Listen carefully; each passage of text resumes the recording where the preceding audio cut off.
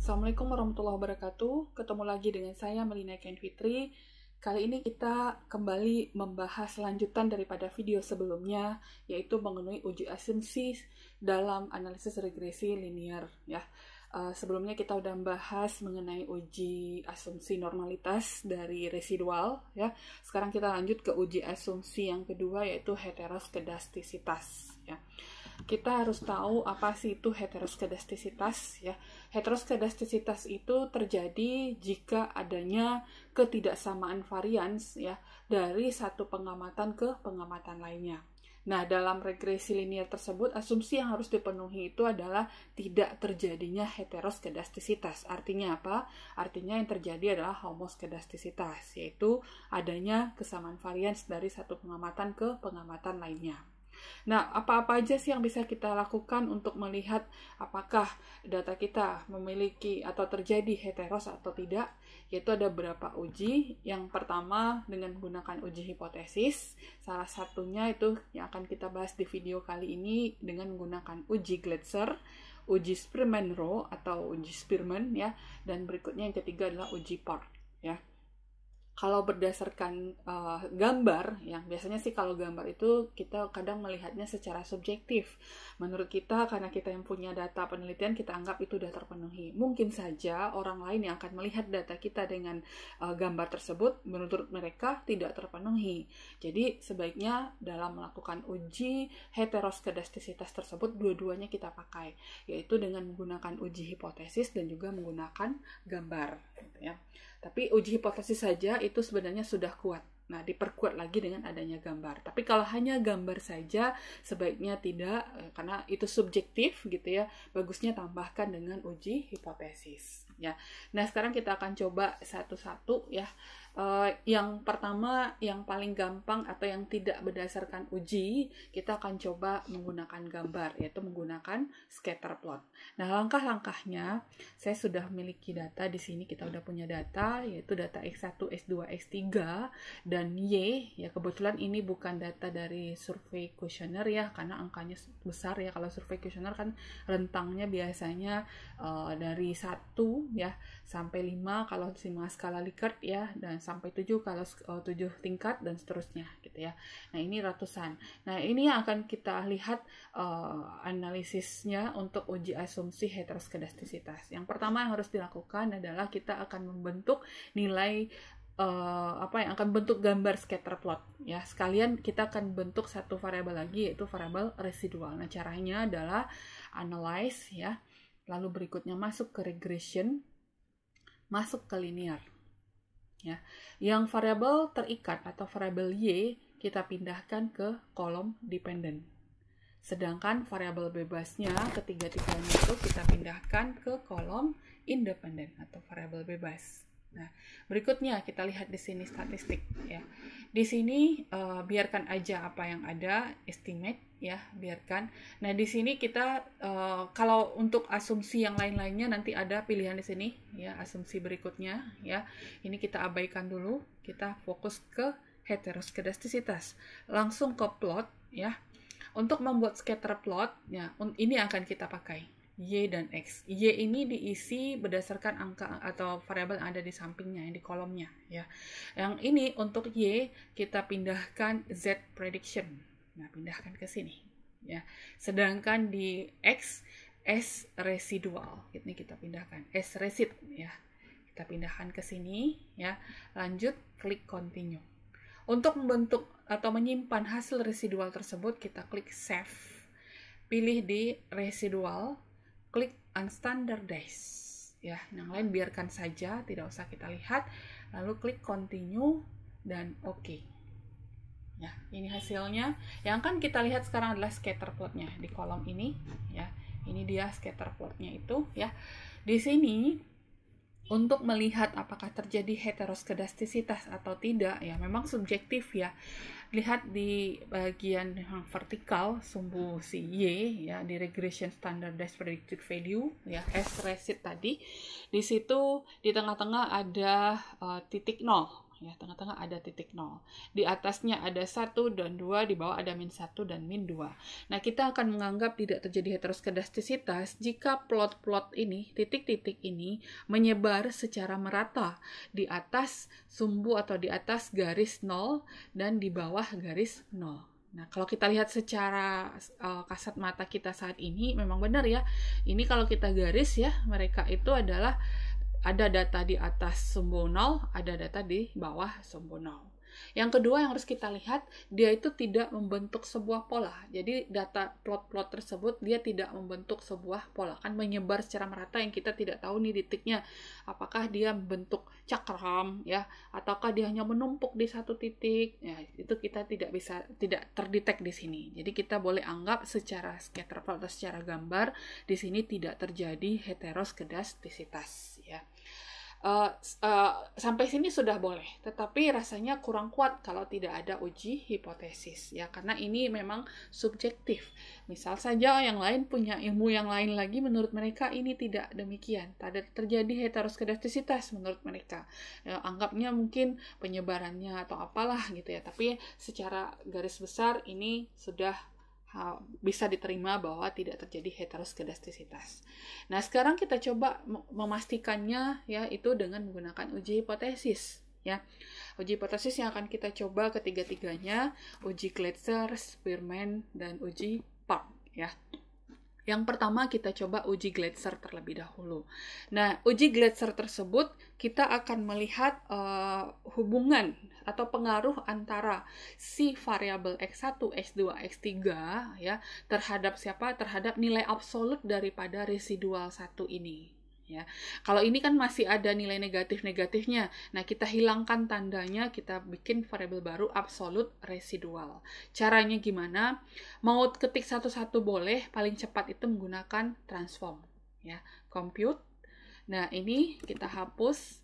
Sorry, ini data yang sebelumnya ya. Di sini diisi, misalnya kita kasih kode ABS, absolute, garis di bawah ya, terus res 1 kita kasih di sini nama variabelnya yang akan muncul nanti di atas ini abs res c. Mau saudara ganti yang lain silakan ya, misalnya mau diganti Z atau mau diganti huruf yang tunggal silahkan, yang penting maknanya paham ya. Lalu di sini kita cari rumus absolut. Caranya adalah klik all ya, muncul di bawah ini, cari absolut ABS. Nah, ini klik 2 kali ya. Pindahkan unstandardized ke dalam kurung ini, yaitu klik ini, pindahkan dia. Nah, berarti ABS res underscore 1. Jadi hasil ini adalah nilai mutlak daripada residual 1. Lalu klik OK. Kita lihat. Nah, ini dia. Nah, udah kebentuk ya semuanya. Ini kebetulan 2 desimal di belakangnya, makanya kalau ini kan banyak ya. Kalau ini 2 desimal. Kalau ditambahin lagi angkanya akan sama di sini ya. Nah, ini udah positif semua. Ini negatif 144 udah jadi 144. Ini juga demikian. Oke. Setelah itu baru kita lihat uji pengaruhnya ya. Yaitu analyze, regression, kembali lagi ke linear. Ya. Yang Y ini atau dependent ini kita keluarkan, kita ganti dengan abs res 1. Ya. Kita ada hal-hal yang nggak penting kita hapus aja. Ya. Ini plot, ya ini juga nggak usah. Ini kan tadi untuk yang di awal ya, kita hapus. Lalu save-nya juga nggak usah, kita hapus aja. Oke, langsung. Yang X1, X2, X3 tetap. Ya, klik. Nah, ini dia.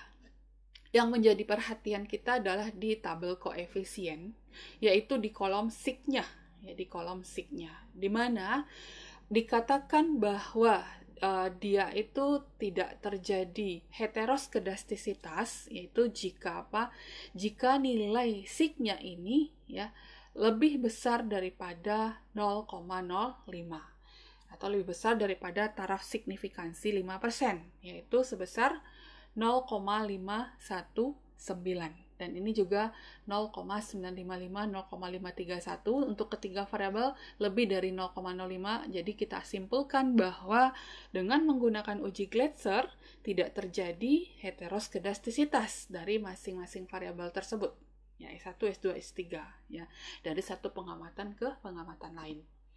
Nah, ini untuk heteroskedastisitas dengan menggunakan uji Glatzer. Jadi, kalau kita buat hipotesis ujinya untuk ketiga ini sama semua ya. Hipotesis ujinya yaitu hipotesis awal atau H0 adanya kesamaan varian dari satu pengamatan ke pengamatan lainnya, artinya apa? Tidak terjadi heteroskedastisitas. Sedangkan di hipotesis alternatifnya itu terjadi heteroskedastisitas.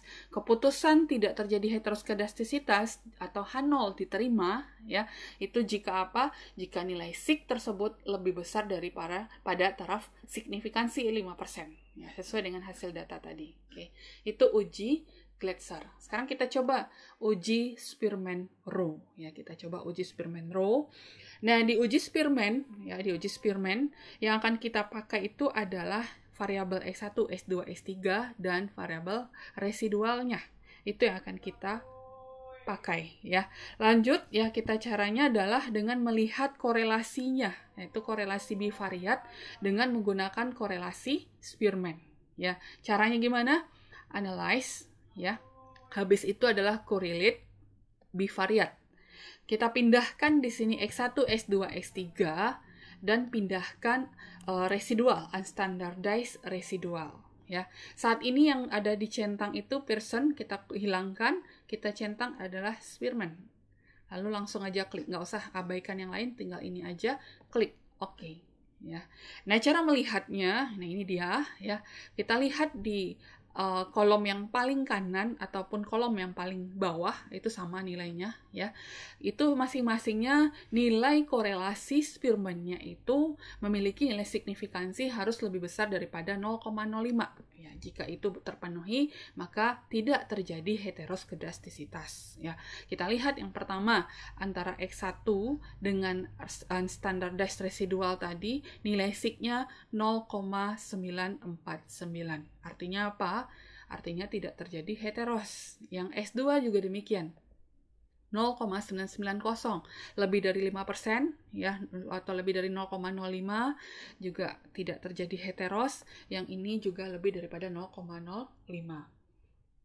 Artinya apa? Artinya dapat kita simpulkan dengan menggunakan Spearman ya, uji Spearman-Rho. Di sini X1, X2, X3 tidak terjadi heteroskedastisitas.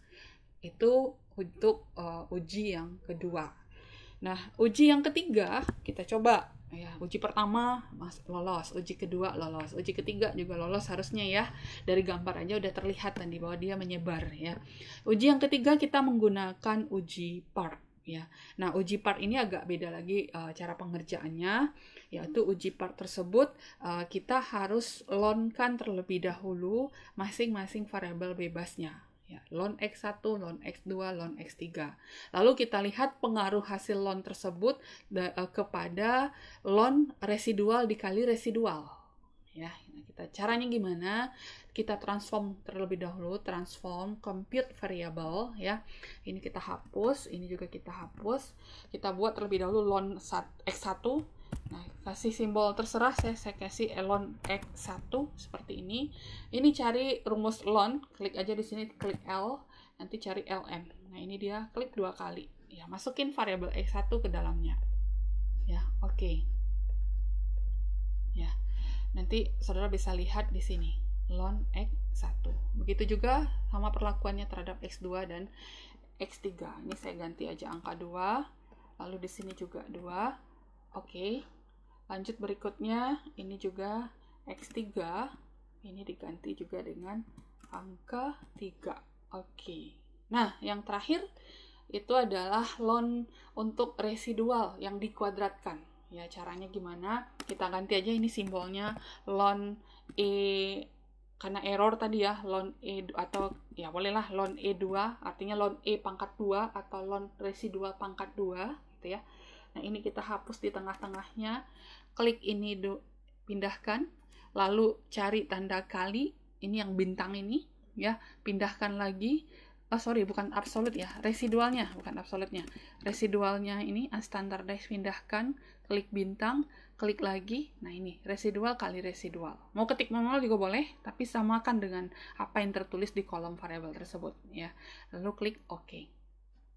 Kita lihat hasilnya. Nah, ini dia.